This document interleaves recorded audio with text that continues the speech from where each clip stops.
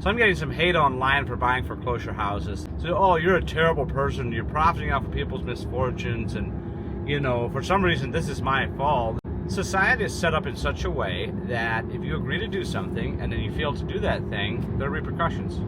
You want to buy a house and a bank agrees to give you the money. You say, yep, I'm going to make these payments. And then you just don't. You thieve the money. You're a thief.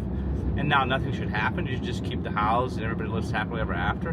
How would that work? So two things can happen at a foreclosure sale. The bank will buy the house back. That's how the bank gets title. That's why these foreclosure sales take place. Somebody fails to do what they agreed to do. After typically several years, it ends up at a foreclosure sale. The only way for the bank to be able to resell houses and get title to the house is for it to go through a public sale. Now, I'm talking about the areas I operate in, which is foreclosures is only New York and Pennsylvania. The bank will come in with a number that they're willing to bid to, and then if nobody else wants it or nobody wants to pay more than that, then the bank takes it back. Typically in my area, what they'll do is clean them out and put them on the market. A lot of times at a discounted price. Many times these houses aren't livable, or at least the ones I go after. So either the bank can buy it back, or someone like me can buy it.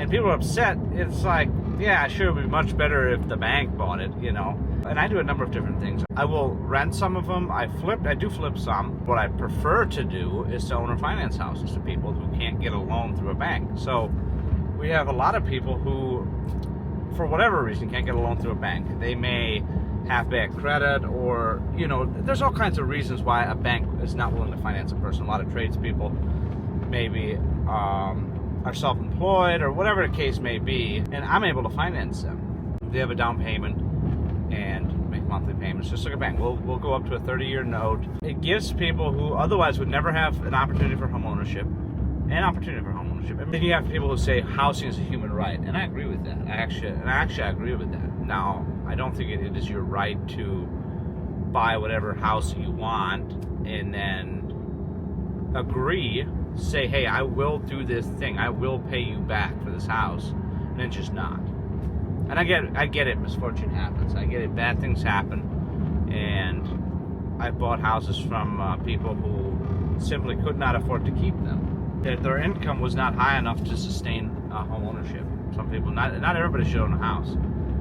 A lot of times, you're better off renting. Truly run the numbers. Now, depending on what you're doing, long term you're going to want to own because of the appreciation in value. If you're in an area that appreciates, where I do a lot of my stuff, we're not in a super high appreciation area, and I will appreciate just like it will anywhere, but it's not like we're not a growing area.